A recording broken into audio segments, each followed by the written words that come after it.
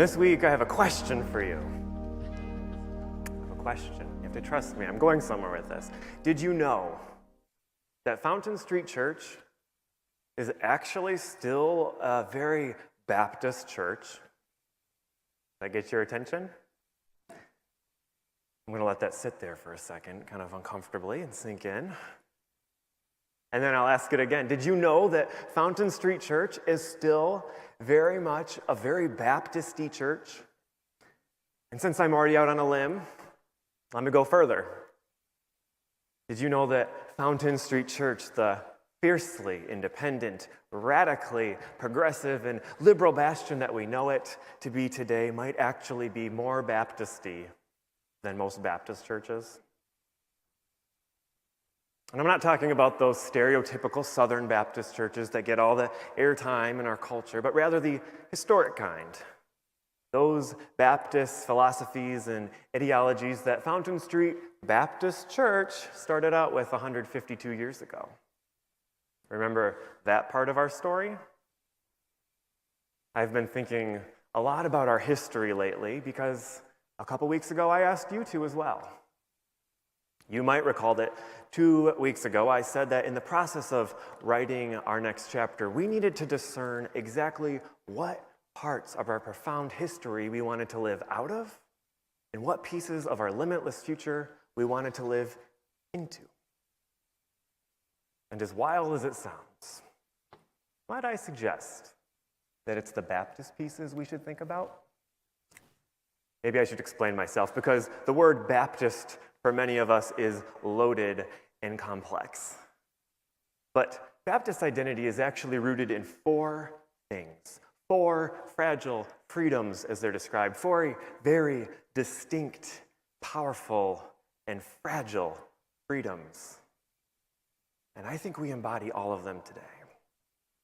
The first one is what they call biblical freedom. And all that means is that every individual person should be able to read the sacred texts and interpret them exactly as they relate to their own lives. So in other words, Baptist roots propose that we are already enough as we are to encounter and appreciate these historic texts without prescribed dogma and orthodoxy. That's biblical freedom. The second one is this wild idea called religious freedom. Does that sound familiar? If you can believe it, religious freedom is actually a major hallmark of Baptist ideology. And it came from this radical young guy named Roger Williams, who was also the founder of Rhode Island and a staunch advocate of indigenous rights and religious freedom. It was this crazy idea that everyone should be able to worship or not as they felt led, without interference from the government. And believe it or not, even to this day, Baptist identity firmly places one of its 4 roots in the separation of church and state, though some of us could argue that's not always followed through. Okay, so you understand biblical freedom, and you understand religious freedom. But there's 2 more, and this is where I think things get really interesting for the 2021 version of the Fountain Street Church we know and love. The 3rd and 4th freedoms are church freedom and soul freedom. Church freedom and soul freedom. Church freedom simply means that individual churches are free to determine their membership, their leadership, their doctrine, and of course, their practice. Among Baptists, this is just called autonomy of the local church. And this, my friends, is why you can have these radically fundamentalist churches coexisting with these multicultural moderate churches, coexisting with people like me and the last church I served, which was called the Buddha Baptist Church by the locals. And this is why I think we're not that far off from our Baptist roots here at Fountain Street Church, because we love our autonomy and our independence. But I'm not even done yet, because I want to talk to you about the 4th freedom, the final freedom, soul freedom. Doesn't that sound good? Soul freedom. And it goes by the aliases as well as freedom of the soul and my personal favorite, soul liberty. Soul freedom is perhaps the most beautiful and complicated, desirable and dangerous of all of the 4 freedoms, because it espouses that we are each accountable to the divine spirit individually, without the imposition of creed, the control of clergy, or the influence of the government. Soul freedom advocates that the personal connection with the divine spirit is indispensable to a spiritual life, and it is unquestionably necessary for vibrant and vital churches. Soul freedom is this beautiful suggestion that inherent in human rights is the ability to connect with the divine spirit or not at all, no matter what that looks like for the individual.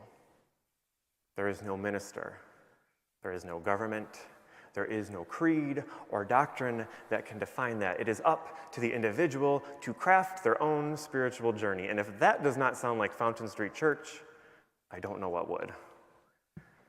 These are remarkably beautiful and inspiring freedoms, especially this audacious idea of freedom of the soul. But they also stand at the intersection of risk and responsibility, which is why we have to call them fragile freedoms. They presume that the hard work of personal and communal discernment will get done with fair, equitable, and democratic process. And their survival depends on this work being done with love and compassion, respect and empathy. And when you look at it that way, if you really put yourselves at the 30,000-foot view and you look at the arc of this 152-year ministry, might I be so daring as to point out how pervasive the DNA of our Baptist ancestors is that runs through this community's veins today? I mean, have you read the vision statement? We strive to be a vibrant church community that challenges individuals to craft their own spiritual journeys and to engage in creative and responsive action in the world. Maybe this morning, I might even be so daring as to suggest that it's our roots in this idea of soul liberty that attracts so many people to this church in the first place. Honestly, I think that's what we're known for, this fierce autonomy of this church and this radical independence of the individual that so many people find liberation in here today. There's a beautiful children's story that illustrates soul freedom, and it's called A Stone, I knew I'd mess it up, Sat Still. And it's about a stone that sat where it sat, with the water and the grass and the dirt. And it was as it was in the world. To a field mouse seeking refuge in its shade, it was dark. But to the late-night owl, seeing its reflection in the moonlight, it was bright. To the seagull cracking shells against its surface, it was noisy and loud. But to the snake napping on its cool surface, it was quiet and peaceful. And it sat where it sat with the water and the grass and the dirt, and it was where it was in the world. To a tiny slug, its surface was rough, but to the curious porcupine sitting on its peak, it was smooth. To a frog, it was green. To the crab, it was red. To the beaver, it was purple. And to the fox, it was blue. To the giant moose that passed over it, it was a little pebble. But to the tiny ladybug, it was this massive mountain. For the raccoon, it was a feel, and for the wolf, it was a smell, and it sat where it sat, with the water and the grass and the dirt, and it was where it was in the world. And for many, it was wild, and for many, it was home. For the busy otter, it was a kitchen, but for the perched bobcat, it was a throne, and to the wild goose, it was a marker, but to the traveling ant, it was a maze. And it sat where it sat, with the water and the grass and the dirt, and it was where it was in the world. It would be the understatement of the century to say that this church is many things to many people. It would be an understatement as well to say that, like a stone sitting still, Fountain Street Church has become a beautifully complicated, inspiringly messy, and fascinatingly complex fixture in our world in which people of all stripes and colors, walks and talks project their own meaning onto our identity. Because in many ways, we all know that Fountain Street Church is everybody's church, as our former senior minister, Fred Wooden, and I used to say to each other. Because whether you love us or you hate us, you know exactly who we are, and you have an emotional connection to our presence here in West Michigan, and we represent something dramatically different to all of those people, even beyond these sacred walls. But even for those of us inside these walls, this place is many, many different things too. This place is sanctuary, and it is peace, it is wisdom, and it is inspiration, it is creativity, and it is creating. It is faith, It is hope, it is love, it is joy, it is loss and challenge, grief, and a lot of frustration. It is listening, it is learning, it is healing, it is changing and growing, it is metamorphosis and transformation, it is liberation, and it's a lot of responsibility. It is each of these things. It is all of these things, and it is more of these things precisely because of this radical Baptist idea of soul freedom that we still embrace here today at Fountain Street Church. So what is my point? Why am I standing up here debating how far or not far we are from our Baptist roots? Why? Probably because I am concerned that when we forget who we were in our past, we forget who we are in our presence, especially as we prepare to discuss who we want to be in our future. Probably because I come from a line of spiritual leaders who believe that you can leave your faith tradition like you can leave a hometown, but it is always going to be a part of who you are. And probably because I believe with every ounce of my being that we cannot live into the fullness of our potential if we don't recognize the tools and the resources and the gifts that have already been bestowed upon us. In this Baptist history, these 4 fragile freedoms are truly a gift. Friends, when I think about the piece of the history I want to carry into our future, it's this precious and wondrous and fragile freedom of being able to be a place for all people that I want to hold on to. This radical Baptist idea that we can continue to be a place that protects and defends the freedom of the soul, and a place where, regardless of who someone is, or where they are on life's journey, or who they love, or who they're loved by, or what they look like, or the color of their skin, or what they believe, or what they don't believe in at all, they, too, will have the same gift and privilege of this delicate freedom that we have all gratuitously received already. And I think, deep down inside, that we as a community, even those of you who might be out there thinking, what is he talking about with this Baptist stuff? Even you, I think you know we need to steward this gift. After all, it's in our church's blood and it runs through our veins. And now we have the opportunity to show up and be the stewards of this fragile freedom.